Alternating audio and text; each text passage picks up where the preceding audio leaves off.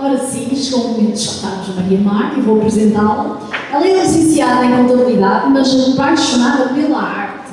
Como coordenadora do movimento poético, uma tertúlia com mais de uma década de existência.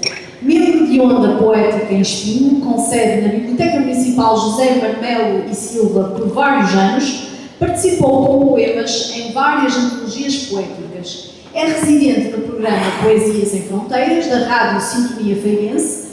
Foi diretora do grupo de teatro experimental do Orfeão da Feira entre 3 de março de 2020 a 2026, a março de 2026. É atriz, tendo desempenhado inúmeros papéis, nomeadamente como uma das figuras de cartaz da Viagem Medieval de 2023 no papel de Rainha Dona Filipa de Lencastre.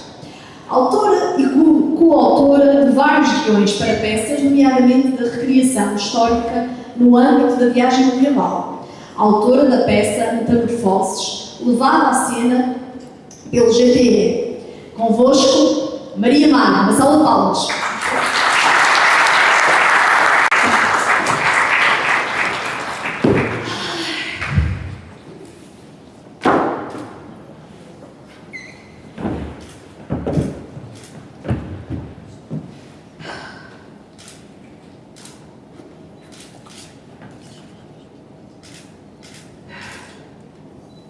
Olá. Olá. Bom, eu acho que me enganei na porta. Isto não é de certeza o WC, senão vocês não estavam aí sentados a olhar para mim. Ok, estou no palco ainda por cima. Eu só queria trocar de sapatos. Quem é que aguenta andar de salto alto aí pelas ruas? Mas também não queria vir para aqui para me ver com esta importância. Sem ser com um sapatinho à altura, não é? Eu acho que as senhoras me entendem. Senhoras, entendem ou não entendem? Quem nunca? Quem nunca? Falo das senhoras, é claro. Quem nunca trocou de sapatos num evento, num casamento, num batizado? Quem nunca que bote o dedo ao ar? Então as senhoras já fizeram isto todas. Claro. Claro que sim, claro que sim. Bem, pelo menos hoje, com este mal entendido, posso dizer-vos que estão a cumprir um sonho, um grande sonho, que é pisar no palco. Pisar no palco. Eu peço desculpa, senhores, não era a minha intenção, mas ser atriz é algo mágico, extraordinário. Podermos calçar os sapatos de outras pessoas, viver outras vidas, trilhar outros caminhos, ainda que na ficção. Já está ali um senhor a revirar os olhos. Deve estar a achar que esta conversa é parva, fútil. O senhor sabia, por acaso, que não foram as senhoras, as mulheres, quem primeiramente começou a usar salto alto? Sabiam isso?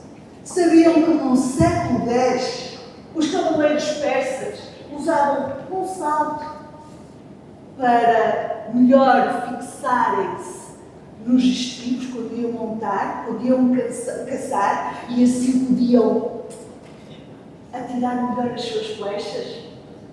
E já agora sabiam que no século XVII quem popularizou o salto foi um homem, um rei, o rei de França. Alguém sabe de quem é que eu estou a falar? Esta senhora está a abanar a cabeça. Como é que ele se chamava? Por favor? Luís XIV. E porquê, sabe? Porque ele era baixinho. Pois claro. Porque ele era baixinho. Ou seja, não foram as senhoras que começaram com isto. Depois, claro está, uma rainha, com sorte. Ela era italiana, mas casou com um francês, portanto, rainha da França. Começou ela também a usar o salto e a espalhar essa moda entre as nobres europeias. Outra curiosidade. Sabiam que, no século passado, meados de 1950, Roger Vivier, um designer de calçado francês, os franceses deram cartas nesta história dos saltos altos. Ele criou algo que ainda hoje é visto como um símbolo de sensualidade feminina. O que é que ele criou?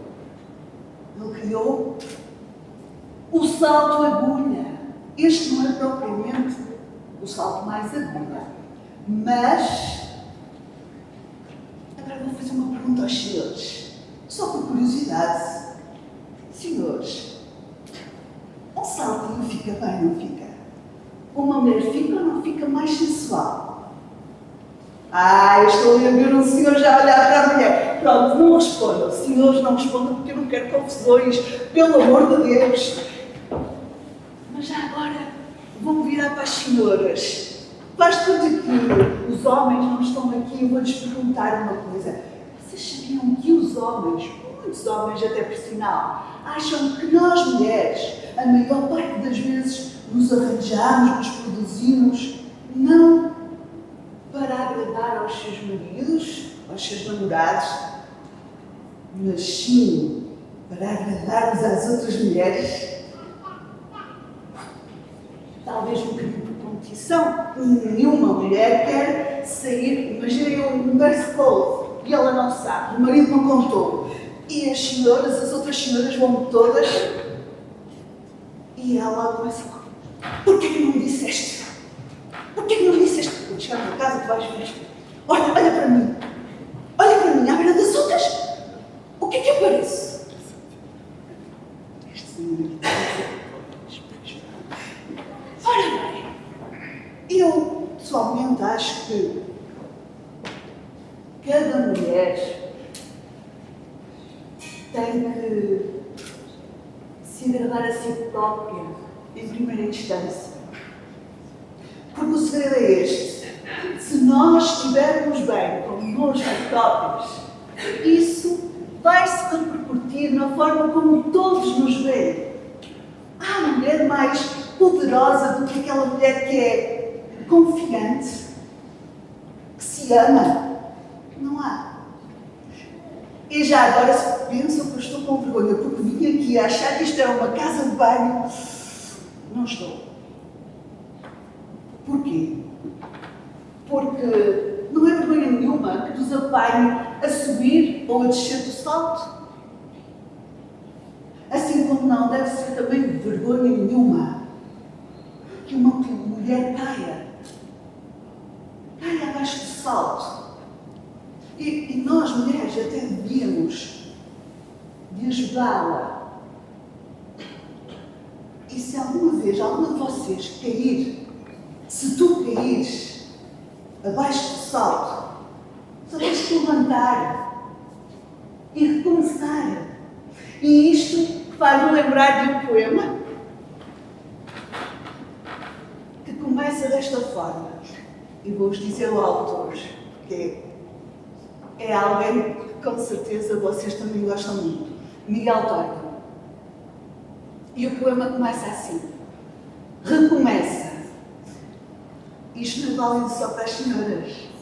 É válido para toda a gente. Recomeça. Se puderes. Sem angústias, sem pressa. E os passos que deres nesse caminho duro do futuro, dá-los em liberdade de nenhum fruto, queres só metade.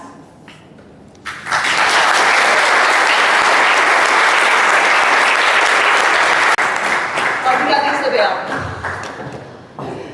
Maria, vamos falar aqui um bocadinho, aqui para o público. Como é que foi esta experiência de escrever um texto de 300 palavras a partir daquela foto? considerando que seria um texto, não é um texto qualquer, mas sim para ser dramatizado. Eu confesso que na altura até tentei, Margarida, um poema e tal, e ela disse, não, já que eu tenho escrito poemas, eu quero uma peça de teatro. E então foi o desafio que foi maior. E então, com 300 palavras, ainda maior é. E como eu pensei, eu quando vi a imagem, eu pensei logo, é calçado meu, que eu uso no meu dia a dia, adoro isto é da guerra, pronto, é como se é nas minhas batalhas lá ando com esta bota. E este já tem muitos anos, mas está assim novinho porque é para ir à festa. E normalmente vem na mala, isto é verdade. Normalmente vem na mala e à chegada de qualquer lugar, então aquilo normalmente é no carro. O que eu trouxe aqui é completamente verdade, só que eu disse de uma maneira um bocadinho mais encenada, mais tempo eu tivesse, se calhar melhor faria, mas o certo é verdade, porque aquilo que eu disse é que a arte tem este lado, a arte tem este poder, mesmo quando muito ficcionada, há sempre verdade nas coisas e é sempre reflexo de alguém e toca sempre em alguém. E, de facto, toquei em assuntos que mexem muito comigo, que têm a ver com a liberdade, com a solidariedade feminina, com os diferentes pontos de vista. E eu disse à Margarida, e eu escrevi, eu só passei isto para o papel a semana passada. E a Margarida já falou comigo há muito tempo. Mas eu escrevo as coisas mentalmente. E eu fui desenvolvendo esta história e pensei, eu fiz uma tese há uns anos atrás na área do calçado, portanto eu sei a história da evolução do calçado e muito havia para dizer, podia ter falado na profilaxia social. Nós somos um país que não há muito tempo, no início do século passado, nós éramos vistos, nomeadamente os nossos vizinhos franceses, não é? Éramos vistos como um país pobre, uma vergonha nacional, era as nossas pessoas andarem descalças, havia muitas mortes por causa disso, havia uma associação de profilaxia social, onde eu fui e com quem eu estive na altura da minha tese, reunida para perceber o que isso era, e mais do que as pessoas eram pobres, de facto, não tinham dinheiro, mas tornou-se cultural andar descalço. E foi uma luta muito grande, na altura para que se deixasse essa tradição que causava muitas mortes e era considerada uma vergonha nacional. Ora, é caso para dizer que a Ana Albergaria motivou-nos a tirar os sapatos ao longo da nossa vida. Aqui a Maria motiva-nos a calçar os sapatos também. Deixa-me só contar uma outra história, que também a minha tese também é por lá. É uma história que tem a ver com dois comerciais. Vai um comercial para a África e a ideia era vender calçado. E ele liga para o patrão, cá em Portugal, e diz assim, não vale a pena que aqui ninguém usa. E o patrão não gostou da resposta. E manda lá o segundo comercial. E o segundo comercial diz, epá, isto é toda uma possibilidade, aqui ninguém usa, toda a gente precisa. Portanto, é as perspectivas que nós temos que... Vamos calçar os sapatos. Numa palavra, Maria, numa palavra, como é que definias o teu texto? Olha, o meu texto é mesmo um improviso sobre... Numa palavra. Improviso então. Improviso, uma sala de palmas para o improviso da Maria.